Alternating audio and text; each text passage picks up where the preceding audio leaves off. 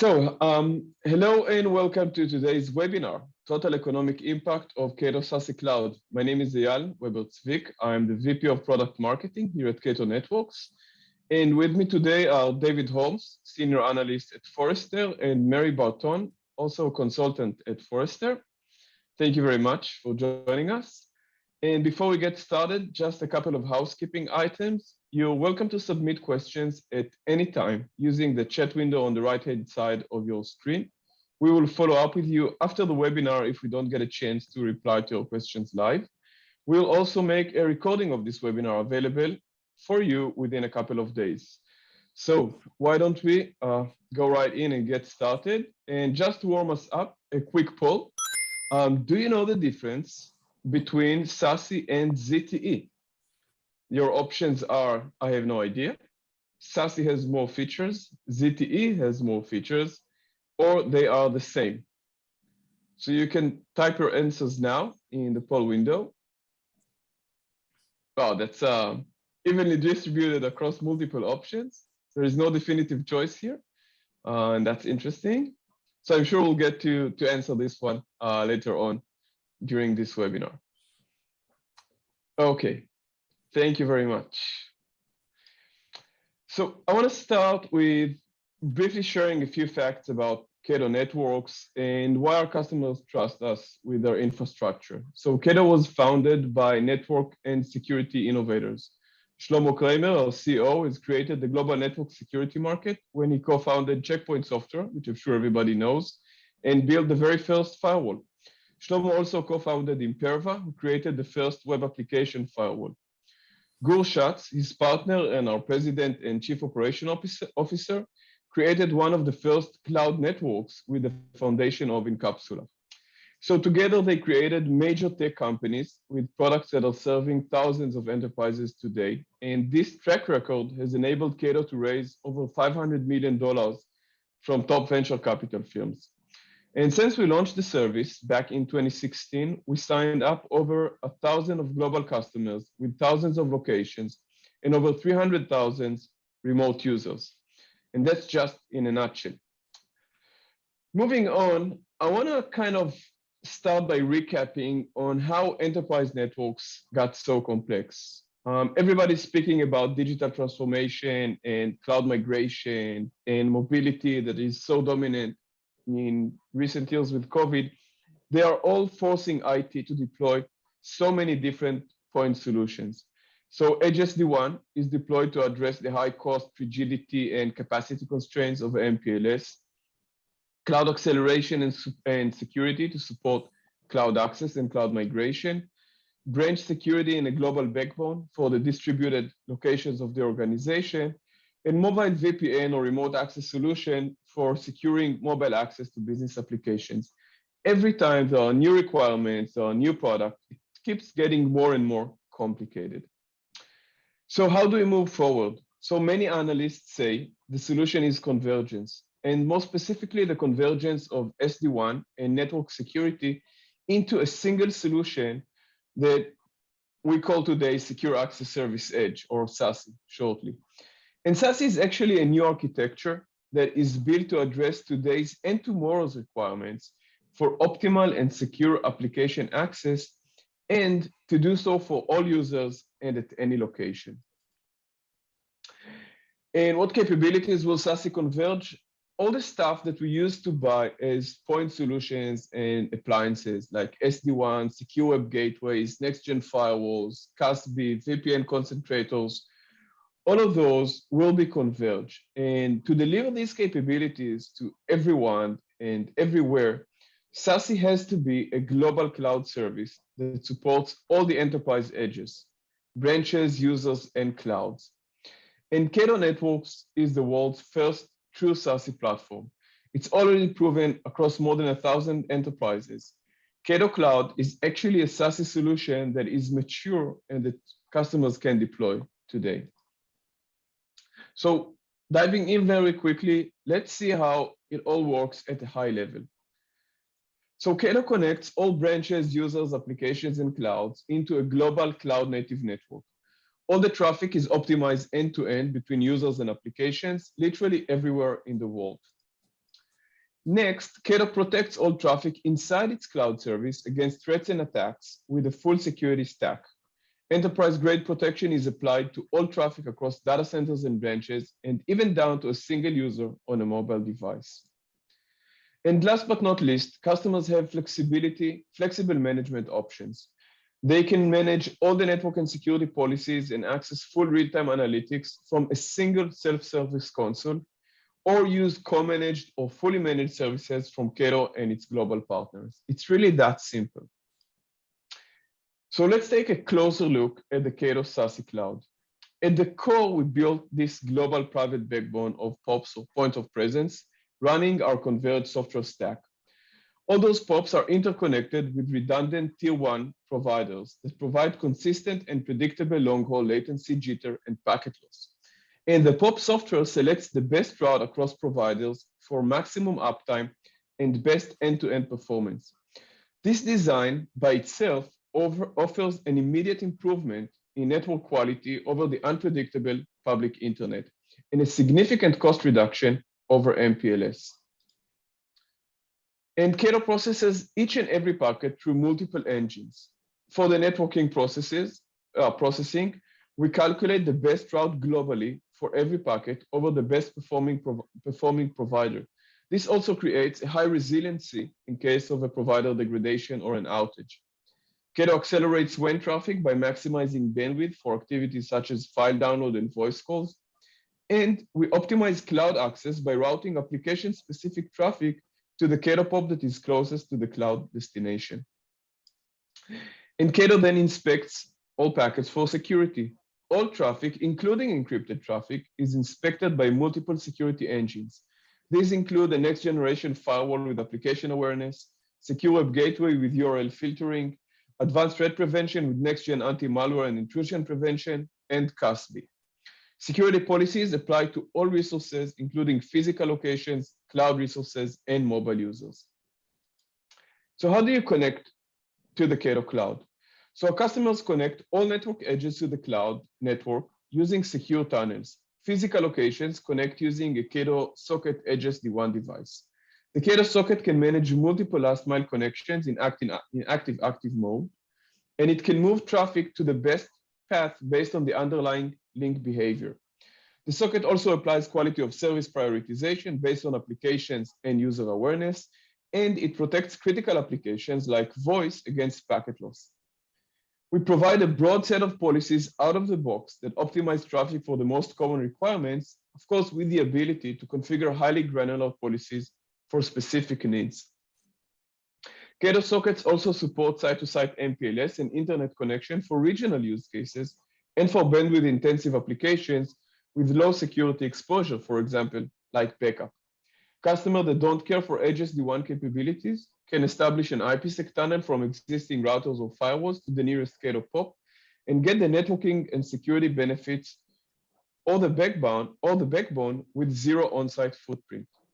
Now, combining Cato's edge SD-WAN capabilities for last mile optimization with Cato's backbone middle mile optimization allows customers to augment or even replace legacy MPLS and deliver optimal service to all locations globally.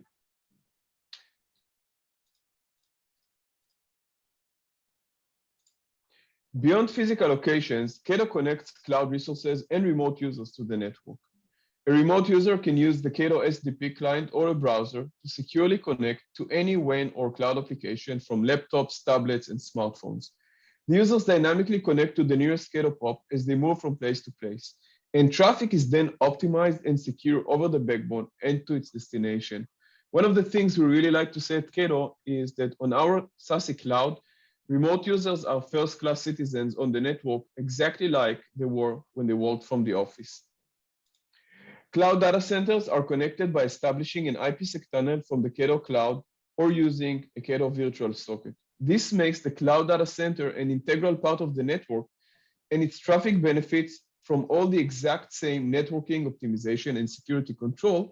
And this option also eliminates the need to subscribe to private connections into cloud data centers like ExpressRoute and Direct Connects, and can save you even additional cost. For public cloud applications, literally no integration is required. Application-specific traffic from any edge is automatically detected, and traffic can be sent based on a simple network rule to the POP closest to the cloud instance serving the business. This way, we can provide an MPLS-like experience from the individual remote user to a cloud application, wherever that is across the world. And finally, we offer full visibility and control via a flexible management model. A self-service console is available for customers to configure all policies and access detailed analytics and events. And Cato and his partners can deliver a fully managed service to customers who want it. The Cato SASE Cloud is a future-proof network for the digital business. As needed, Cato can be gradually deployed across use cases while coexisting with your network and security infrastructure. And I've spoke multiple times about the Cato Cloud, and here I can show it to you on the map. For a truly global SASE service, you need a global footprint of points of presence, or POPs, to deliver the converged network and security capabilities everywhere. And here at Cato, we deployed over 70 POPs globally, and we're adding several POPs every calendar quarter. The Cato Cloud covers every major business location, including the Americas, Europe, the Middle East, the Asia Pacific, and even China. And the backbone that I mentioned earlier and SD-WAN capabilities are extremely critical, as you can understand, and will have a dramatic impact on your network and application performance. And to show this, here are two latency measurements that show what a predictable private backbone looks like. The top image shows a 48 hours jitter measurement between a host in the US and a host in Shanghai, in China, taken over the public internet. And you can see the jitter there is fluctuating as high as 260 milliseconds. The bottom image shows another 48 hours measurement between the exact same host, but this time over our private backbone. Just think how this difference impacts application performance and user experience. It's a complete black and white difference. And before finishing with all the SASE noise, I want to kind of quickly summarize how does Cato fit exactly into the SASE framework or architecture. At the core of SASE, there are four key requirements. It has to be converged, cloud-based architecture that is globally distributed and that covers all edges. So as we said, Cato delivers a converged network and security capabilities through a single social stack that is equally distributed across all of our 70+ POPs. Cato has a cloud-based service architecture that places all possible functions in the cloud that can scale up elastically and has the high availability and resiliency characteristics of every cloud-native solution. As we said, the service is distributed across 70+ locations all over the world, and it supports and connects all edges, branches, users, and cloud. So Cato is essentially the first complete implementation of the full SASE architecture. And when speaking about what SASE is, we also have to speak about what isn't SASE. So some vendors have a large portfolio of products covering security and networking requirements, but they are not converged, forcing customers to integrate and manage the different pieces individually. That is not a CASB. That is not a SASE.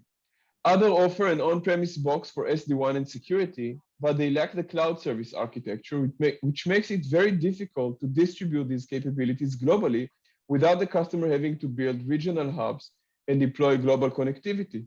So if it's not cloud and it's not global, it's also not SASE. And lastly, telcos and service providers are in the toughest position. Not only do they have an on-premise box strategy, but they also don't own any of the core networking and security functionality which they get through OEM agreements, which impact their cost, support quality, and service roadmap velocity. So if it's not converged and it's not cloud, it's also not a SASE. Oh, sorry.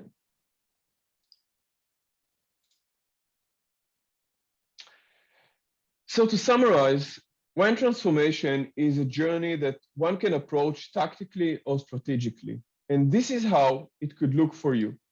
You start with SD-WAN for more bandwidth at a lower cost. You add global backbone to connect your global sites in a reliable manner.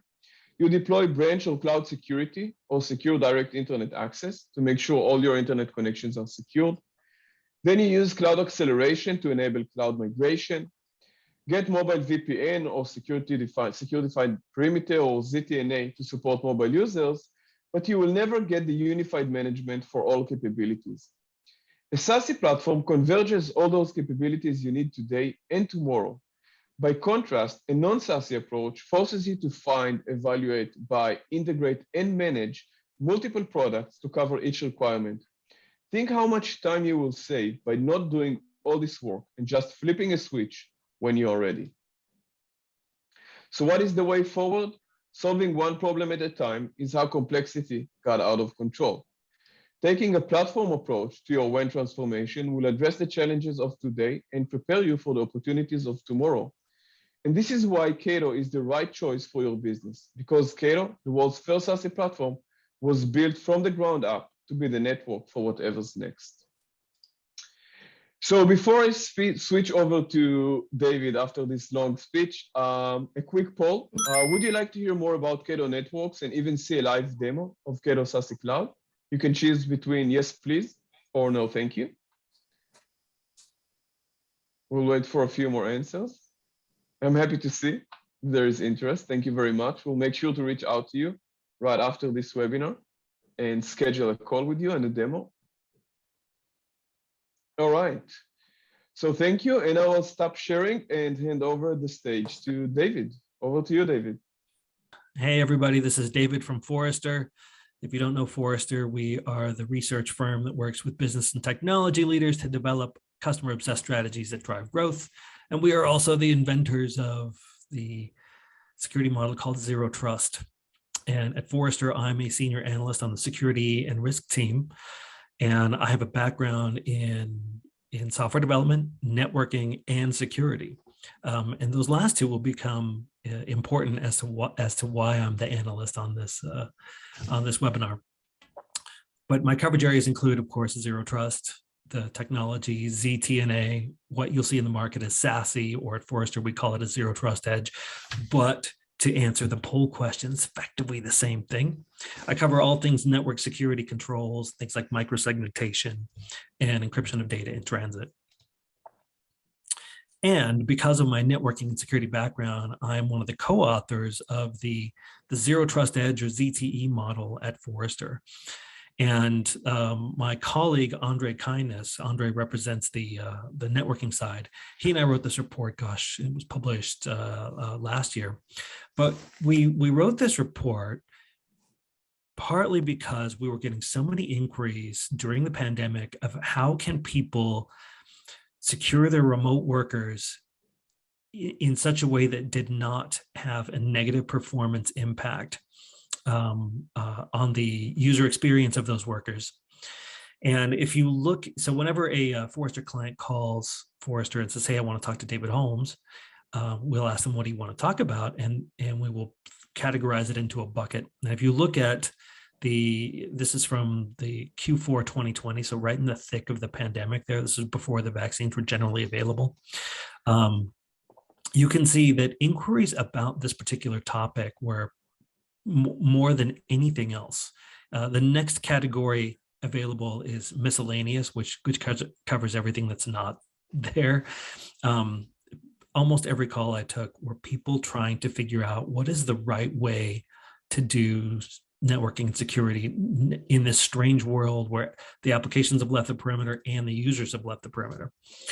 So I thought I would cook up a quick animation to describe what this model is from the perspective of like a network diagram, because as a former networking person, this is how I think.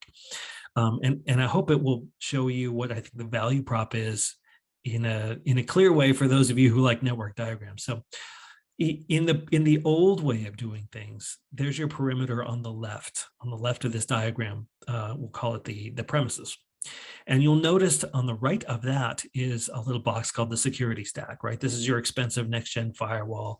Maybe you have an on-prem SWG, a CASB, an IDS, IPS, malware sandbox, whatever else it is that you have protecting your quote, quote, perimeter. Now, the remote workers need to VPN into the perimeter in order to go through the security stack, effectively to go back out to the cloud, because that's where everything happens these days. And then across the bottom, you might see, if you have branches, either for your employees or retail branches, they might use a carrier MPLS private network to come back to your data center in order to go back out through that security stack, right? And that's how they connect through that. So if this is how everything used to be, what is this new model supposed to fix? All right, so let me clean up this slide here and move a few things we don't need to talk about. Okay, so in this model, the most important thing, I think, as a security analyst, is this security stack moving out of the perimeter and out toward the cloud. It could be in the cloud or in a private network that sits in front of the cloud, but somewhere out toward the cloud, closer to all of the remote workers. Now, if you do this one thing, right, then the remote worker doesn't need to go back through the perimeter in order to gain the benefit of the security stack. And your branches might not need to send all of their traffic there too, right? So if we call this the zero trust edge, the main value prop here is that security stack is now available outside the perimeter, and it can be consumed as a service, which is honestly how most of our Forrester clients prefer to consume any security capabilities today, is they want it as a service. They don't want to rack their own boxes, train their own people, schedule downtimes and maintenance. They just want to send somebody a monthly check and say, take care of this for me. And if you could do that for all security services, hey, even better. If you have more and more remote workers, right, they can all connect to the security stack and gain all those benefits of like the SWIG, the secure web gateway, without having to go all the way across the country, or God forbid, like to another continent to go back through the security stack, right? It's just right there available to them in a local point of presence.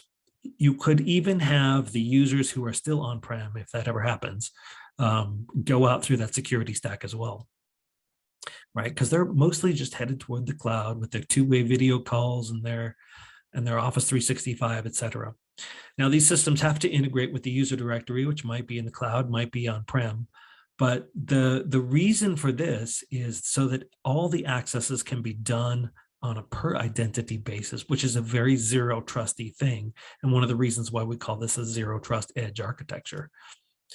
Now, if the remote employees or the branches need access to an on-prem application, for those that still exist there, they can use the technology ZTNA, Zero Trust Network Access, in order to connect to those things. And then lastly, with that security stack out in the cloud, all of those branches don't need to use MPLS anymore to get back to the security stack on-prem. They could just use the security stack in the cloud, allowing the SD-WAN capabilities to finally live up to their potential. So while there's a lot of benefits here, most of the value prop derives from centralizing and converging the networking and the security.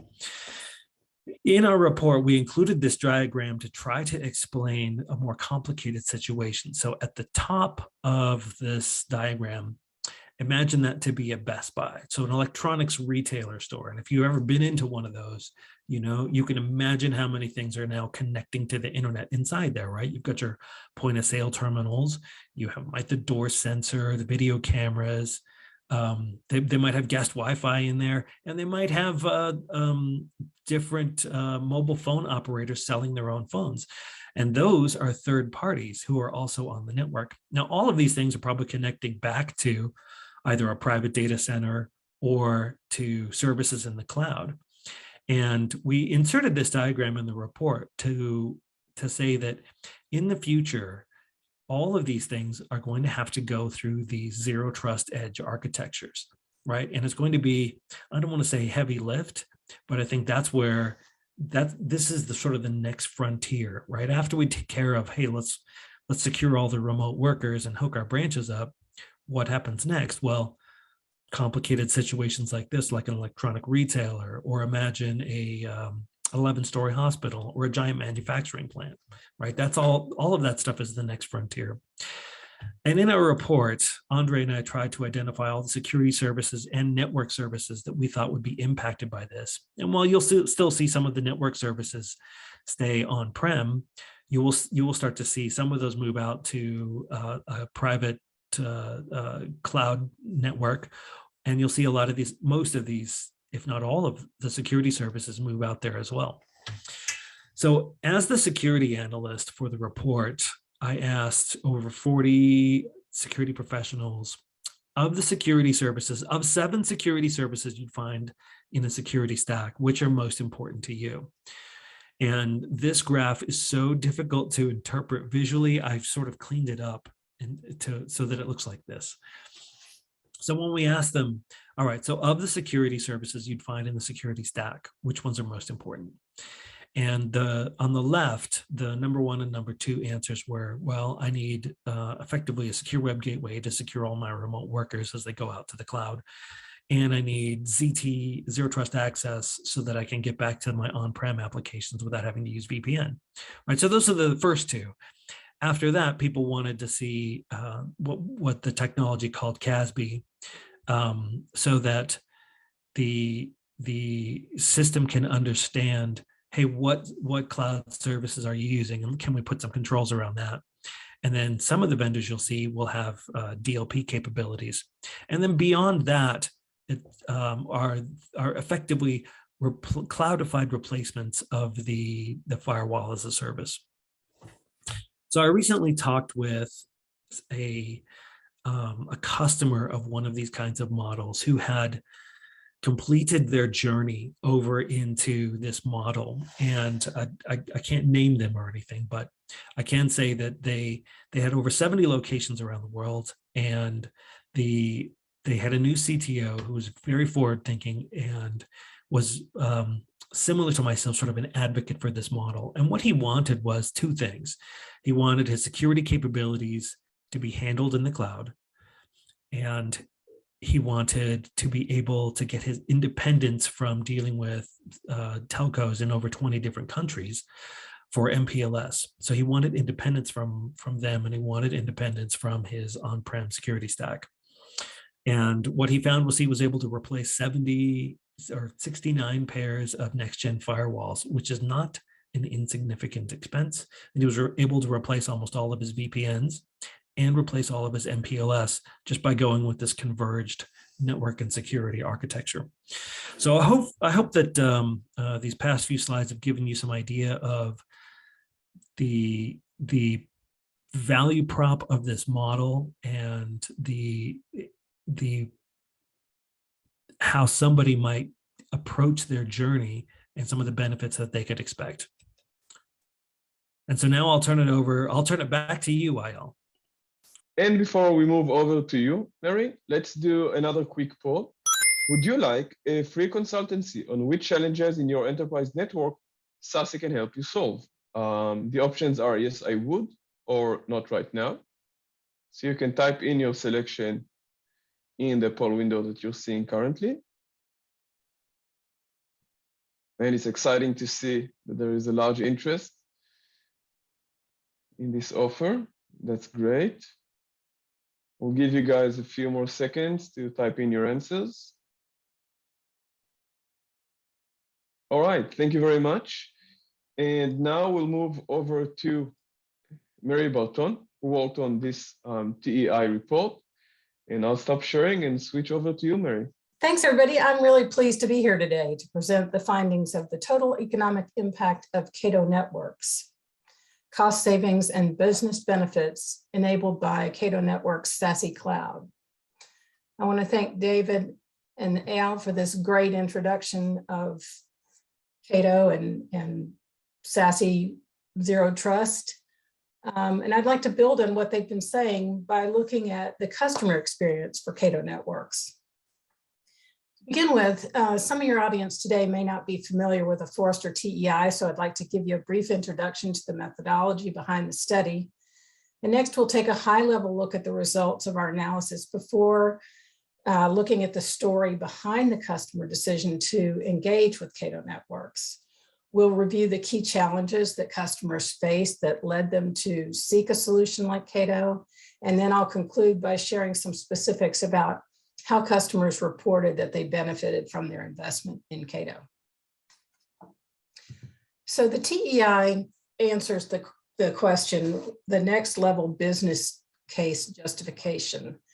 They're increasingly important for technology investments. And so the TEI begins with the typical financial statements, but it builds beyond what a total cost of ownership might say, and talks about scalability and flexibility. We look at unquantified benefits, and we put the whole ROI in the context of the customer experience and what the strategic impact of the investment may have had on their organization.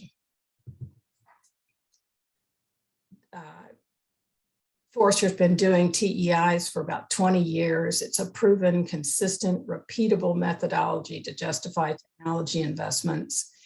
We use common financial terms, which are included in an appendix to the study itself, and that makes it usable for your CFO or your financial decision makers. I do want to say that this is just an abbreviated version of the full study, and this study was commissioned by Cato Networks and delivered by Forrester Consulting as an independent third-party objective view. Forrester does not endorse Cato Networks or any other product or service. We took a multi-step approach to evaluate the impact of Cato Networks. We began our due diligence with speaking with folks like David here at Forrester and looking at our Forrester research. We spoke with people within Cato Networks. We then went out and did interviews with the customers. We created a composite organization on which to base our financial model, and from that we drafted the study. We interviewed 4 users of Cato Networks. They were around the world. 2 of them were headquartered in the US, but all of these interviewed customers had global presence on Cato Networks, with as few as 40 sites and as many as 80. What were the challenges that those interviewees related to us? It was, first of all, that they had these expensive systems that prior to Cato trying to maintain them, multiple systems required numerous engineers. One interviewee said there were dedicated teams, one for the internet access, another for the VPN access, and yet another one working on the plain WAN.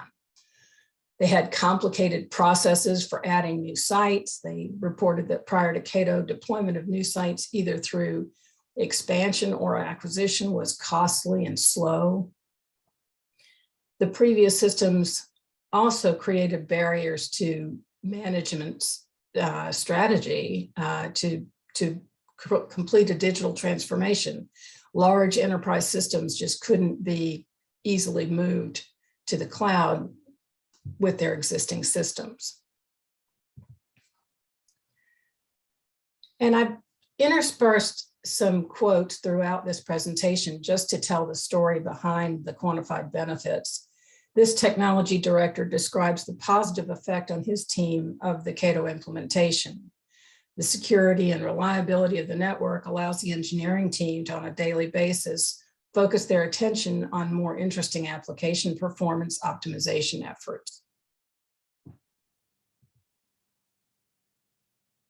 Our financial model for the composite found that they experienced an ROI of 246% with just over $6 million in present value of benefits. That's just the high level. We'll drill down into how they accrued those benefits later in this presentation. Another quote that I wanted to say, to add in here was,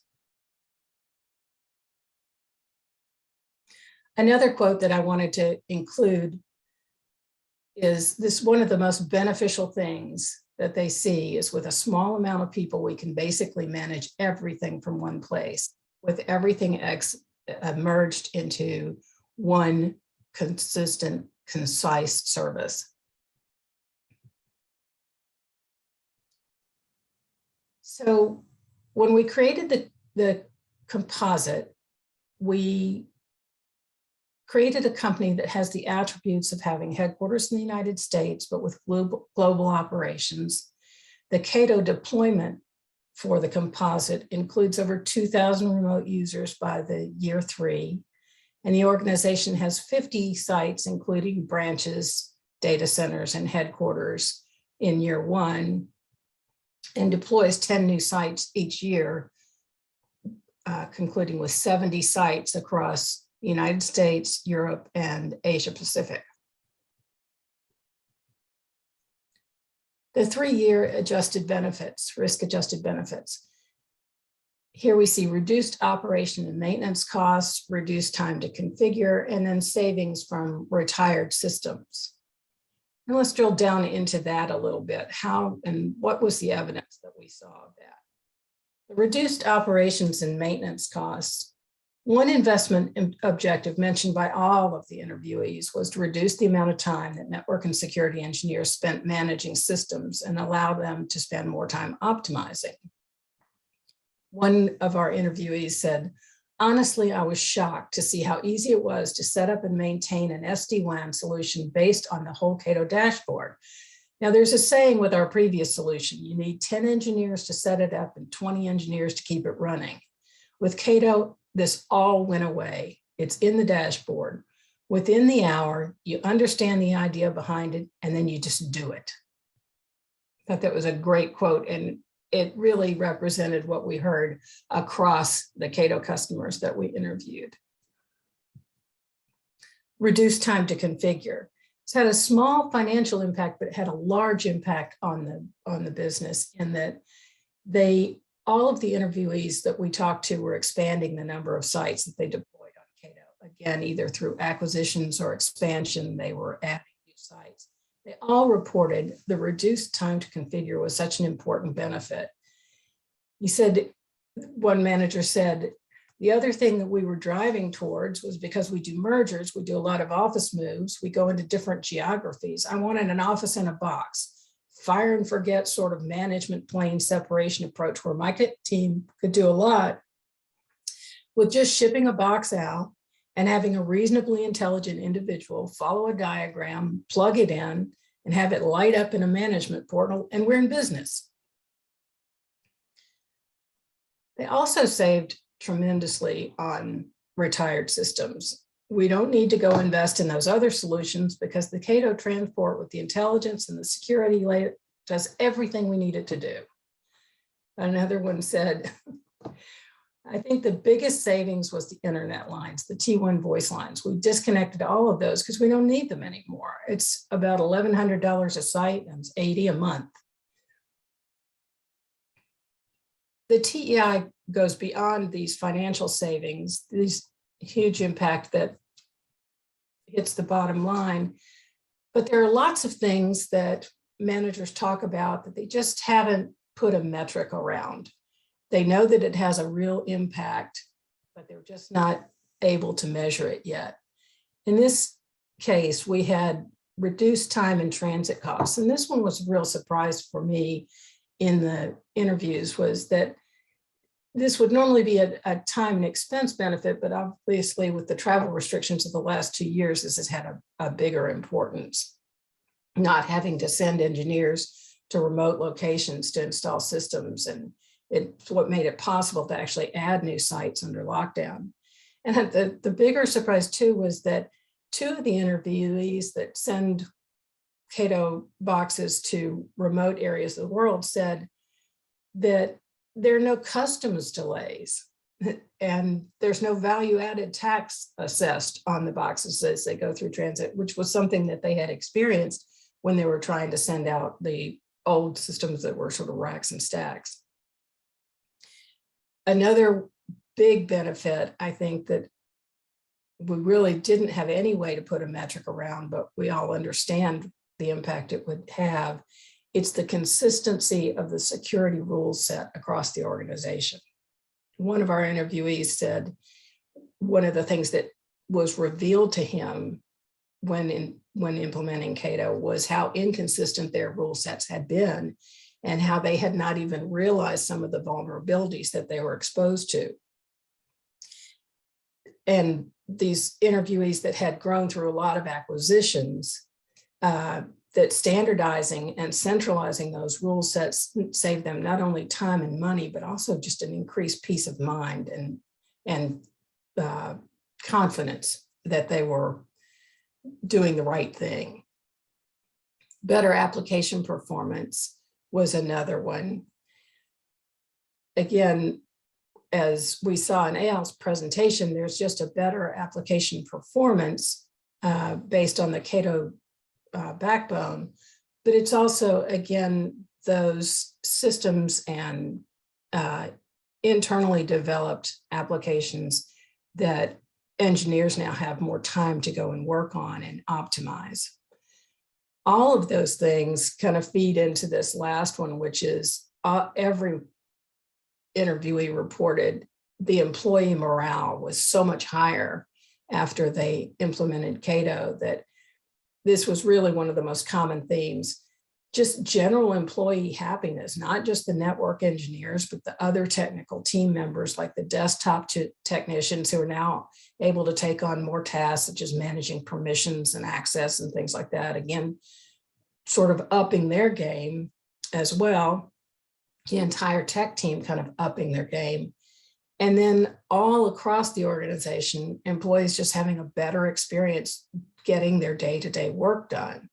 One interviewee mentioned that productivity was up because they just had better performance. Things were just snappier. And then to balance against those benefits, of course, we have to consider the costs. Our composite organization had Cato fees and had a small initial implementation that was shipping out the boxes to their initial network. Cato Networks, our costs are based on the number and types of sites configured, the number of remote users and other factors, and they're all set out in agreed upon contract. So the total cost for the composite is based on the attributes we discussed earlier with the number of remote users and the fact that they're up to 70 sites by the end of the 3-year analysis. You should talk to your Cato Networks contact for more information on that. The TEI found that, again, they had a return on investment of 246%. The net present value of the investment was 4.3 million. Every year, that benefit was growing for them as they expanded their use of Cato. And one final quote that I think just sums it all up. It just encompasses so many of the benefits that our analysis found.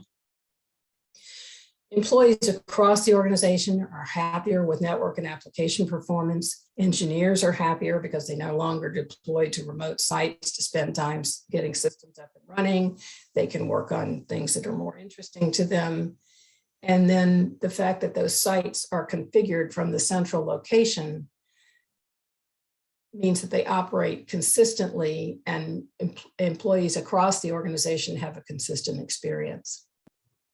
I love this. It shows up and we're off to the races.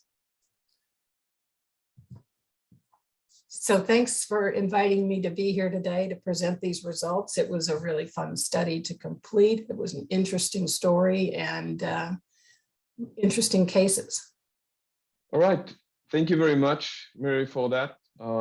It was definitely exciting for me as being part of the vendor on this report to hear what customers say about us and the benefits that they got from us. And before we get to the end of this webinar and go to take some questions from the audience that I see the chat is already full of, let's do a quick and last poll.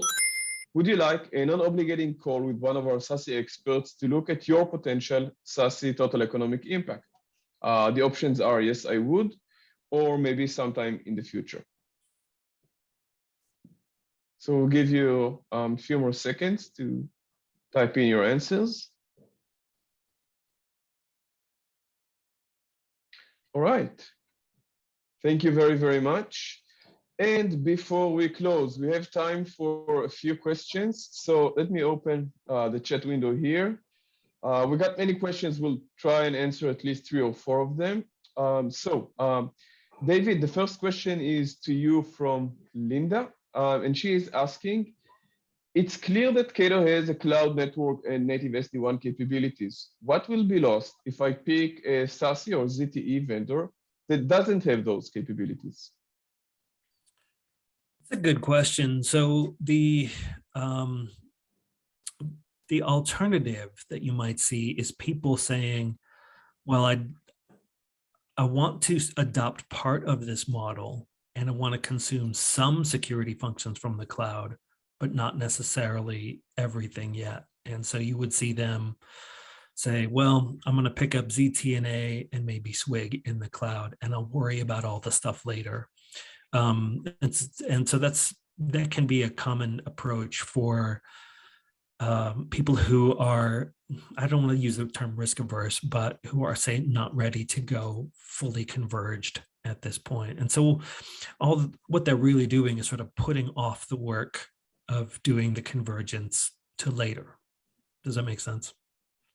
Yeah, I think so. It actually ties very well to the next question that Jonathan, I think, yes, is actually directing to me. So the question from Jonathan is, do I have to replace my entire infrastructure with your SASE solution, or can I pick and choose the features that are relevant to my current needs? That's actually a very good question, Jonathan, and one that we come across very commonly. And it ties back exactly to what David just said. SASE solution, when built right, should be designed to support what we call gradual migration. You can start from what is your current pain in your network with your current challenges and expand your SASE footprint into the future. The benefit of picking a SASE platform for the immediate pain rather than a point solution puts you on the road to convergence. Even if you don't leverage everything today, you start with ZTNA today, you can retire your firewalls later, you can retire your MPLS later. Every time you do it, you'll flip a switch and you're on a platform that you're already familiar with, that has your policies, that you don't need additional procurement and migrations into. But if you keep choosing a point solution for every point problem, you'll stay stuck in this cycle over and over again every time you need to overcome the next challenge. So there's definitely a way not to buy everything at once, but start small and grow gradually based on your need and your pace. But choosing a SASE is a strategic choice rather than a tactical technology decision. I hope that makes sense. And then, Mary, we have a question for you from Simon. Simon is asking, in speaking to those selected Cato customers, what did you feel was the greatest, most appreciated impact they all shared from using Cato? I think that's an easy answer. I think it was that their engineers were freed up so tremendously by the savings that they had on their time that they're now able to focus on deeper, more complex problems.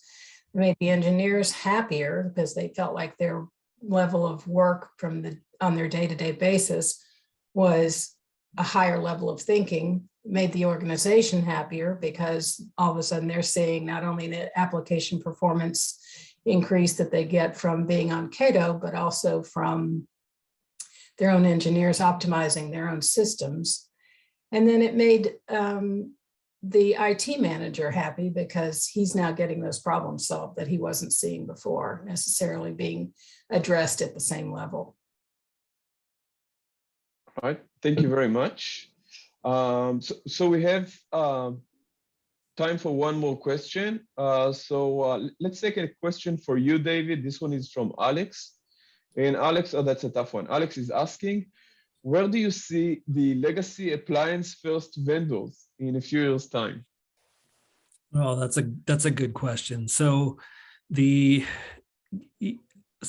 I cover this model and I'm an advocate for this model. And I think that this is the future, right? I think this Zero Trust Edge and SASE have the capability to disrupt IT in the same way that public cloud did for applications, right? But there will always be a long tail of on-prem something happening, right? While there are, you'll see examples of banks everywhere closing data centers and moving everything out to the cloud. There's still places where there's going to be a data center there for some long time, or there's going to be a giant manufacturing plant or an oil refinery, and there's going to be some kind of on-prem kit. And these sort of I think the question referred to them as legacy vendors. There's going to be that long tail, and a lot of these vendors have to decide, how long do we capture the revenue that's coming from this super big fat but long tail versus deciding to cannibalize what they're selling, the pizza boxes that they're selling, and eventually consume offer everything as a service. So like anything that purports to replace anything else, these two things will coexist for some time. It's just a question of how rapidly the replacement happens. All right, thank you very much. So I'd like to thank both David and Mary for joining us today. Thank you very, very much for your time. It's been a pleasure. I want to thank our audience for staying with us all the way to the end of this webinar. And we look forward to seeing you in our next Cato webinar. Thank you and have a great rest of the day. Bye-bye, everyone.